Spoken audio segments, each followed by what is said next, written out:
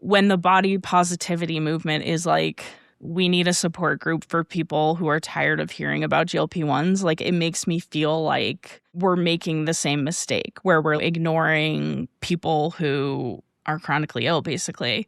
Like we're tying the ability to pursue health to like people's value. Yeah, and we're not willing to say out loud that a fair number of folks in the chronically ill bucket are also fat. It's because we're trying to hide the fact that fat people have health problems. Because it's hard to be a person with a body these days when bonkers TikTok diets are all the rage. And why are the seats so damn small on the airplane? Because it's hard to be a person with a body these days. You're listening to Burnt Toast. I'm Corinne Fay. And I'm Virginia Soul-Smith. This is an extra butter episode. Today we're going to talk about ableism and GLP-1s, and this part of the episode is free for everyone to listen to. And then stay tuned for our new bonus segment, Indulgence Gospel. This week we are discussing, I'm so excited, The Devil Wears Prada 2. Did they fix the fat phobia? Does it make me miss working in fashion magazines? Were editor-in-chiefs really that bananas? We will be getting into it. Indulgence Gospel segments are a perk for paid subscribers. If that's not you, click the link in your episode description or go to burnttoastpodcast.com to join us. Okay, but I'm also very excited to get into our main segment, so kick it off, Grin. So we've been talking about GLP-1 since like 2023. Right before Fat Talk came out is when the whole thing exploded. And lately, the cultural conversation around these has started to kind of bug me. It feels like it's gotten weirder and weirder. And one thing I've really been noticing is how little the conversations around these medications center or even consider people who are taking these medications for actual illnesses. And I feel like it's starting to feel a little ableist. I mean, more than a little, I would say.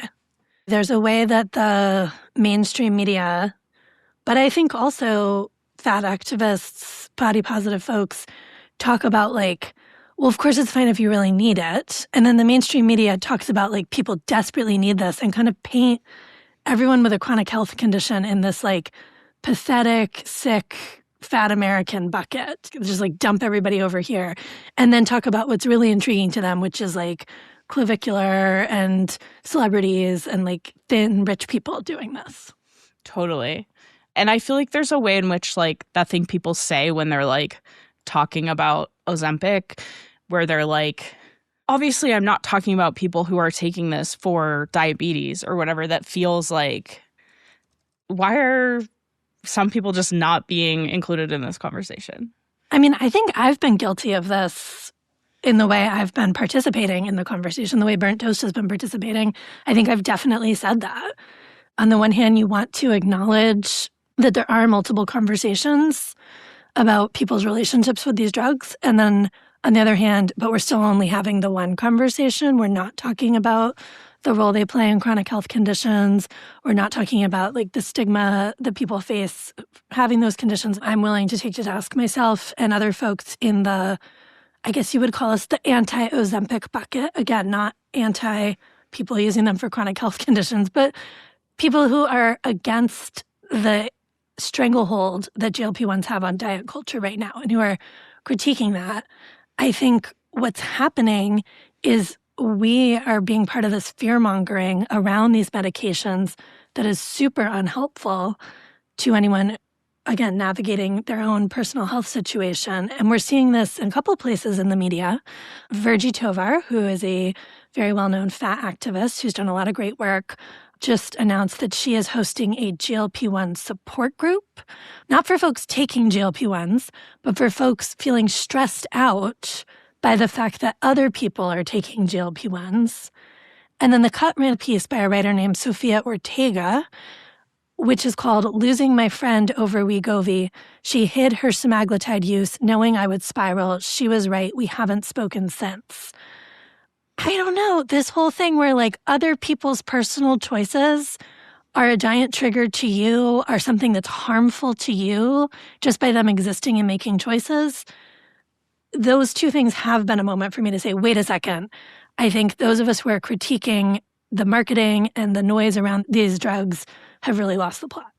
Yeah, it feels like there's a way in which GLP-1s or Ozempic have just come to stand in for diet culture at large. Yeah. And while obviously those things are connected, they're not exactly the same. I have been annoyed from the beginning that the pharmaceutical industry, rather than saying, wow, we have this really promising drug for diabetes, wow, this drug might also be able to reduce dementia risk or heart attack risk, like all the very real potential health benefits, they instead immediately put all the money and resources into marketing it as a weight loss drug, because of course they did. But when we then only focus on that aspect of the drug, we are part of the same problem. Like, we're narrowing the conversation with them instead of being more open to, wow, we don't really like the marketing, but how interesting that this drug, does seem to have really promising results for people. And of course, even that's very nuanced. And there's a lot we don't know about the implications of these drugs to help with things that have nothing to do with weight. But we don't know that because we're all just staying stuck in the same conversation. Reagan Chastain has done a lot of really good writing about this. Basically, when these drugs are being prescribed for weight loss, they're being prescribed at like a higher dose. And the long-term studies for that aren't really there. One of the things that really crystallized this conversation for me was when I was listening to a recent episode of the podcast Search Engine called What We Got Wrong About GLP-1s. And the host of that podcast, whose name is PJ Vogt, talks to a physician named Julia Bedard, who worked for a long time on Rikers and now works with unhoused populations in New York. It's a fascinating conversation. I do want to mention, if you're listening to it, like, I don't think it's weight neutral. It seems very clear to me that the doctor considers weight loss a good thing, and she kind of talks about it that way. So, like, just a heads up, could be triggering for folks. But one thing I really appreciated about the conversation was that she talks about how the stories that have been written and reported about drugs basically just focus on, like, women who are feeling bad about their bodies. And she says, one thing is that it just highlighted how much cultural discourse about bodies, even illness, medicine, people's experiences of their bodies, really almost never reflects the experience of people who are actually ill. Damn. Yep. That seems right. I mean, I'm thinking about that, like someone who's working with unhoused folks who are, struggling to access medical care of any kind and dealing with really tough circumstances, compared to the Sofia Arteaga piece where she's like, I'm so mad my friend is daring to keep Wegovy in her fridge and not talk to me about it. And it is a little like, I am not saying that writer's struggle with her body isn't real or valuable. It is really hard for folks who are in eating disorder recovery to be experiencing the onslaught of GLP-1 weight loss talk. That is really true. And we are continuing to center one narrative when we keep the conversation there. Yeah, they don't talk about this explicitly in the podcast, but it seems really clear to me that it's like the conversation also is so tied up with money. Like you were saying, obviously the drug makers realize like, oh, we can make a ton of money from this if we market it as a weight loss drug versus trying to get it into the hands of, unhoused people who have diabetes. Yeah, absolutely. I mean, it does make me think as well, though. I just finished listening to Ezra Klein's interview with Julia Belluz for his podcast all about like what we've gotten wrong about GLP-1s. And what was frustrating to me in their conversation, and what is frequently frustrating to me in conversations about like populations with high rates of chronic illness, is that they so immediately go just to blaming the food system, just to saying like, well, we wouldn't need all these medications if we didn't fix our toxic food system, if we didn't have all these ultra-processed foods, if Americans ate vegetables. And it's like, that is so missing to me another layer of nuance that's so important, which is like fixing the food system. Yeah, there's work to be done there. I'm not disputing that. But people's trauma, people's access to safe housing, people's access to healthcare, people's experiences in abusive relationships, all of this also really impacts their health. Yeah. And I think the GLP-1 equals weight loss equals health. And then this idea that again, we're dumping all the sick people over here in this sad sack bucket. And it's these poor helpless people who just live on garbage food. And that's what we really need to worry about. It feels very similar to the moral policing I saw when I was reporting on the food movement in the early 2000s, where it was if only poor Black neighborhoods had community gardens, that would fix everything. And it's no, money to pay the bills would fix everything. That's what people need. And so, again, I think it's this narrowing of the lens where often, even if we do tap into a larger public health conversation, the public health conversation stays focused only on food. In the search engine episode, the host says something you're working with these people whose health is really tied to their material circumstances or something, and the doctor is actually everyone's is. If you live in New York and have access to a concierge doctor and many specialists, it's really a lot different from these people. Yeah. But yeah, she talks about how she's treating people who are taking multiple daily medications who can switch to a once a week injection and how that can be really helpful.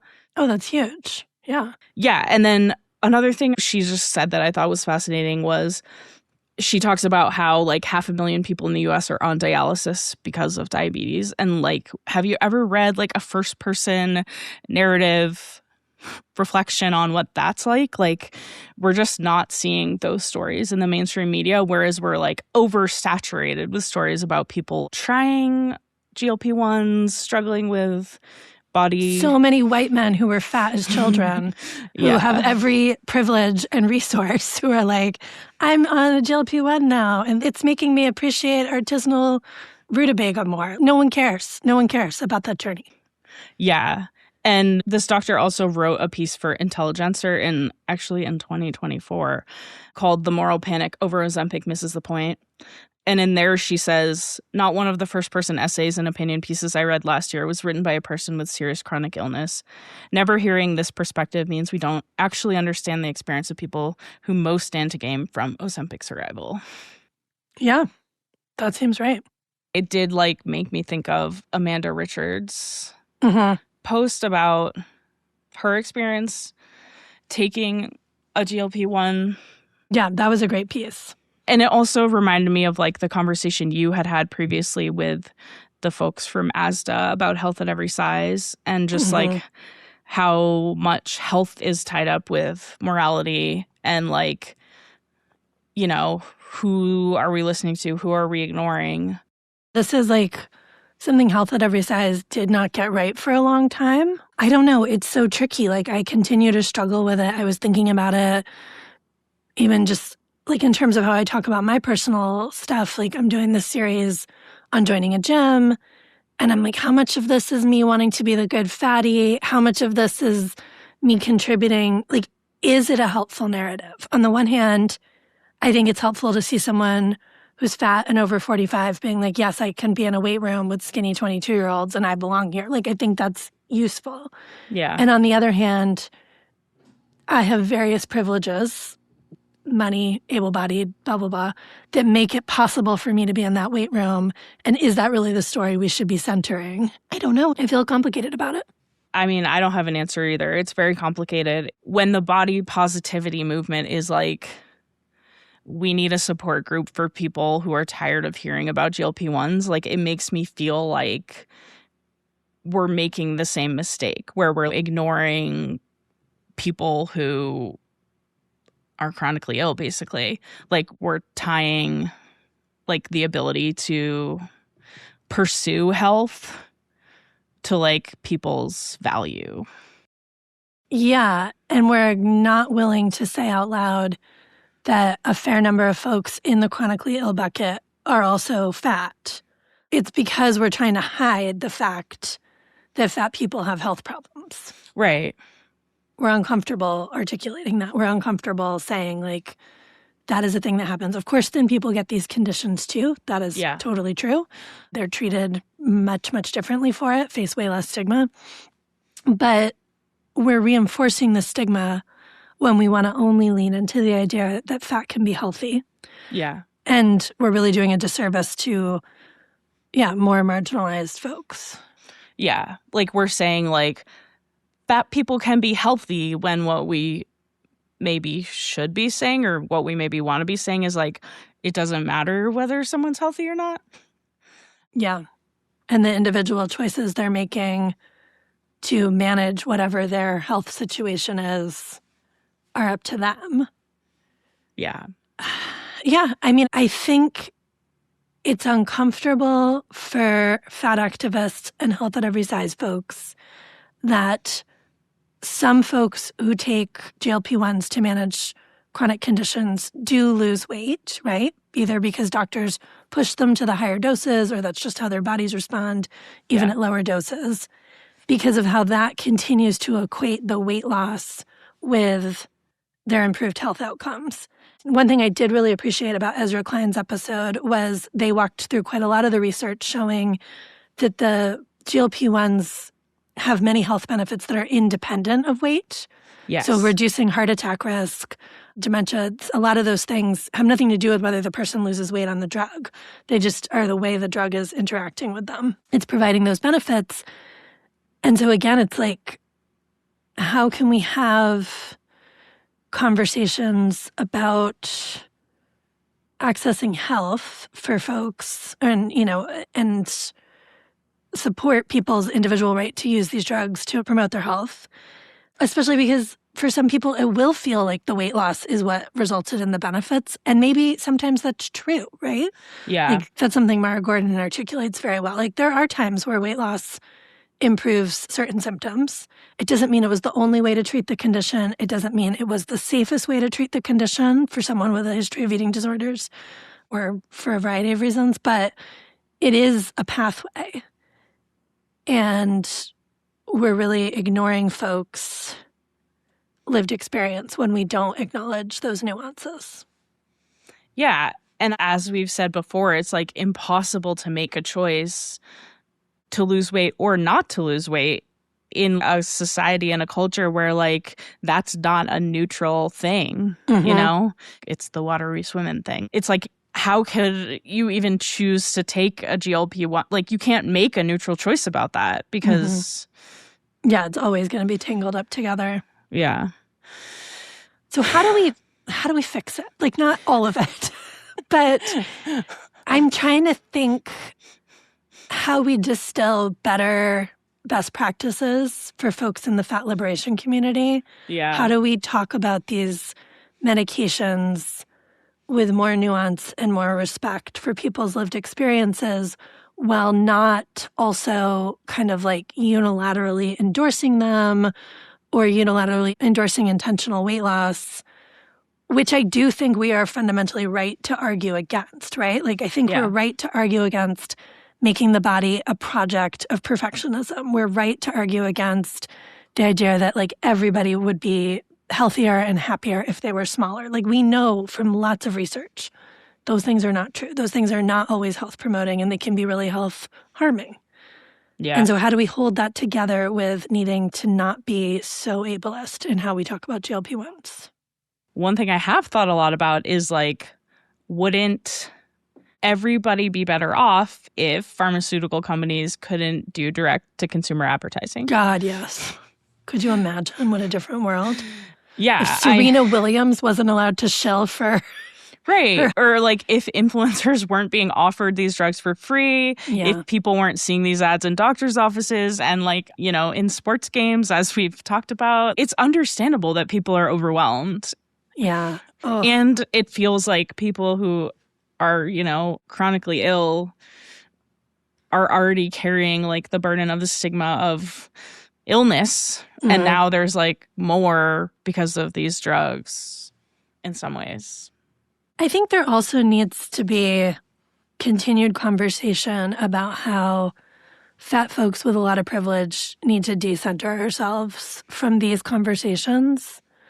I have not taken a GLP-1.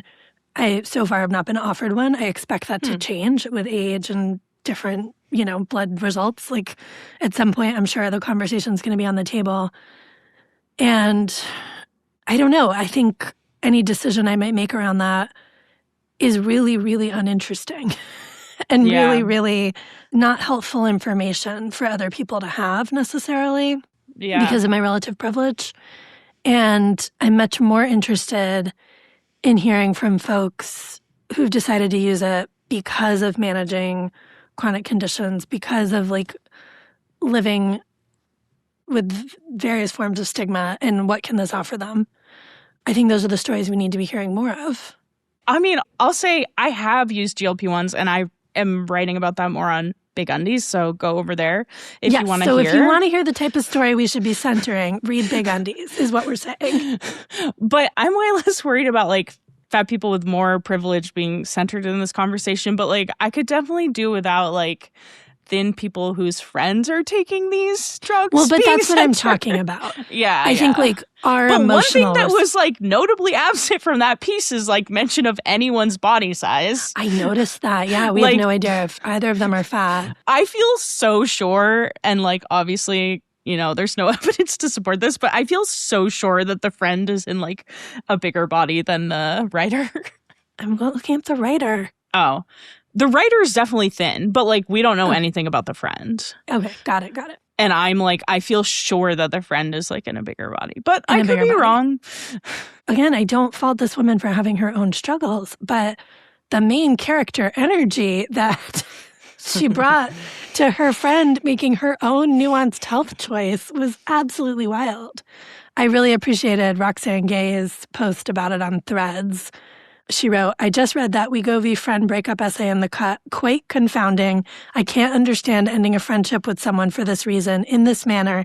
But even more perplexing is publishing this essay that will make the writer internet fodder for the week. I mean, yeah, absolutely. And Jasmine Guillory just wrote, I feel so bad for the friend. And Roxanne said, I do too, just living her life, minding her own business, and then friendship gone because of decisions she is making for herself. The author frames this as a boundary, but this isn't a boundary. An editor should have pushed her on this. I feel like the most confounding thing about that essay for me was like, don't they basically never have a conversation about it? Like, no. I feel like they like get together to talk about it, and then the writer like storms out. The writer like flees her apartment. She's like, it's so childish. The writer acts like she discovered child pornography in her friend's apartment. Like literally, that is her reaction. Like she discovered her friend like murdering a puppy, and she's like, I cannot be around this. Like, that is not what it is. That is not what happened. Yeah. And yeah, I think that's like what I'm saying. Like we all need to reflect on is like, how are we letting our own body image stuff, as important as it is, get in the way of supporting people in our lives, navigating health complexities, get in the way of us being able to like function in relationships with other people. Like, it just felt like all her own unresolved stuff. I know. And I mean, we don't know if the friend is taking Wegovy for health-related reasons here. No. I mean, it could be another thin white lady who's just taking it to lose weight. Yeah. And like, I don't know. I just think you got to at least be able to like have a conversation. Yeah. And I mean, we do get that question a lot from listeners. Like, what should I do? Because my husband is on a GLP-1 and won't shut up about it. What should I do? Because my mom is doing it. Yeah. And I do think you can set boundaries with your loved ones if they're pursuing intentional weight loss and you find that harmful to be around. Of course, that's like advice we give all the time on here. Like, of course, set boundaries, find, you know, a support person who can help you when that gets to be too much. It's not your job to explain their body to other people. All of that is true. Maybe don't write an essay in the cut about it. Like, maybe draw some lines around how much you're going to exploit their story. And the other piece of advice I've always given is try to find some compassion for that person's struggle in diet culture. Even if they're doing it for intentional weight loss reasons, they don't have diabetes, their blood work is perfect, they just are trying to lose 10 pounds or whatever, have some compassion for why that feels so important to them. Yeah. We got to hate the game, not the players. And that is, you know, my words that I come back to. Yeah, that is kind of the greater picture of like why this has been so frustrating. I'm like, why are we having a support group for like being sick of hearing about GLP-1s when we could be advocating for no pharmaceutical advertising, or we could be blaming the systems that make weight loss seem like the only important thing on earth. Also, you know what a support group about being sick of GLP-1s is going to do? Talk incessantly about GLP-1s. Yeah. That is not going to help you feel more like, get off your phone. If the conversation's making you crazy, curate your feeds, delete Instagram, delete TikTok.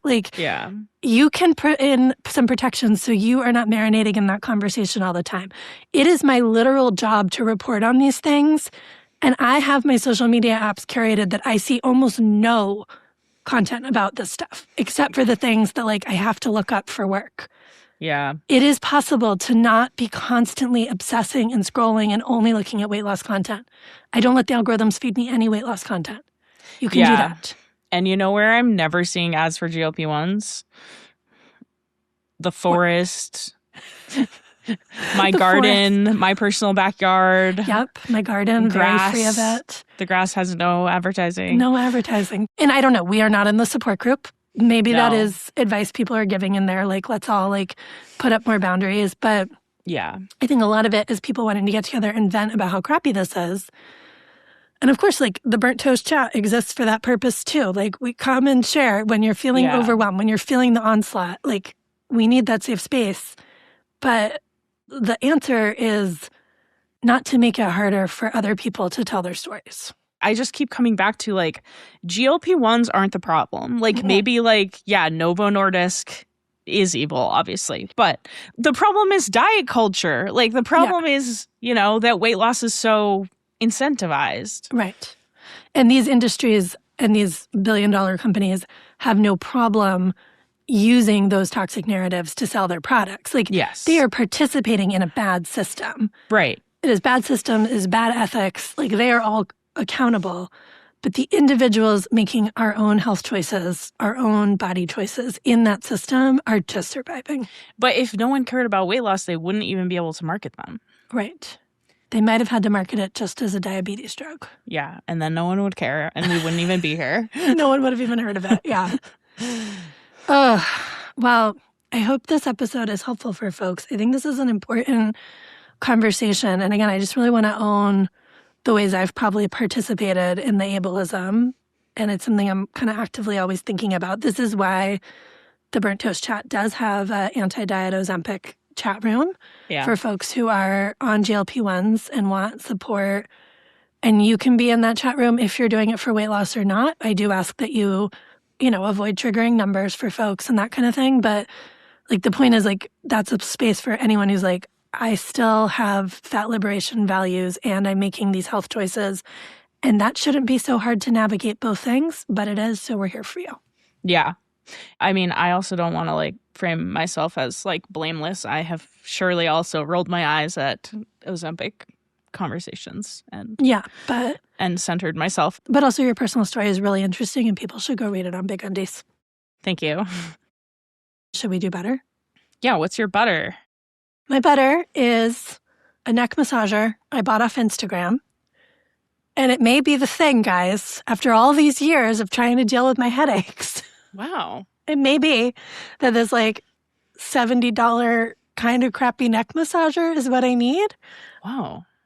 I'm dying to see it. The thing I will say is I link to it with trepidation because their marketing is so aggressive. I've bought the damn thing and I get emails from them every day being Virginia, you're not taking your neck health seriously. Virginia, you also need to buy this, blah, blah, blah. Oh my God. It's so much. And I don't know that there's anything miraculous to this neck massager whatsoever.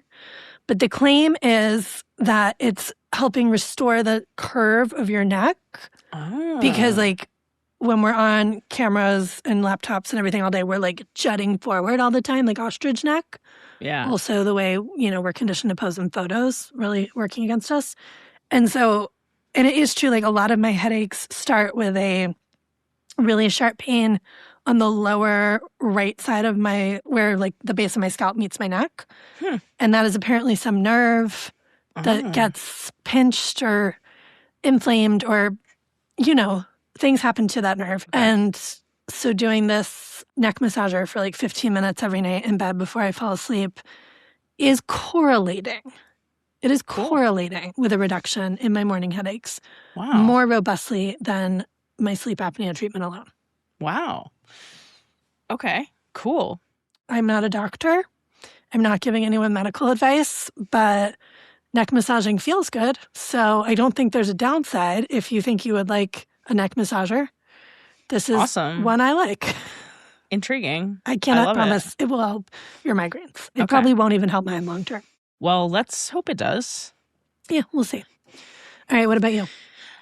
Okay, well, I've kind of, stayed away from recommending clothes for a while because it felt like there were some real flops in there. But I want to recommend a pair of pants. Okay. They're from Old Navy. They're called mid-rise cropped barrel leg utility pants. What I really like about these pants is that they're extremely lightweight. So if you don't want to wear shorts for like variety of reasons, such as like ticks, grass, thorns, they're like a nice kind of like summer weight pants. I like them. Yeah, and I really like the Coco de Mer color, which is kind of like a reddish brown. Okay. And yeah. I'm liking the green, the heritage green. I'm wearing the heritage green as we speak. Yeah. And are you enjoying it? I'm enjoying it. Okay.